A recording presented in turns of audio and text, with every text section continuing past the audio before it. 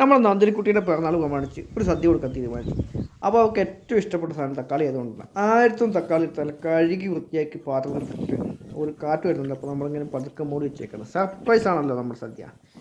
അവളിപ്പോൾ ഓടി വരുന്നുണ്ടേ. വന്നവരെ തക്കാളി കണ്ടില്ല, നേരെ വന്നത് ക്യാമറ മുമ്പിലേക്കാണ്.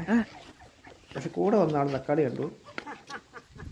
അതിൻ്റെ ഇടയ്ക്ക് തക്കാളി താഴെ വീണു. താഴെ വീണ് കഴിഞ്ഞാൽ ഇവള് തൊട്ട് നോക്കില്ല. ഇവർക്ക് മനസ്സിലായി എന്തൊക്കെയോ ഉണ്ടെന്ന് മനസ്സിലായി, എന്താണെന്ന് മനസ്സിലാവത്തോണ്ട് അങ്ങോട്ടും ഇങ്ങോട്ടും പറക്കാൻ പോവാണ്.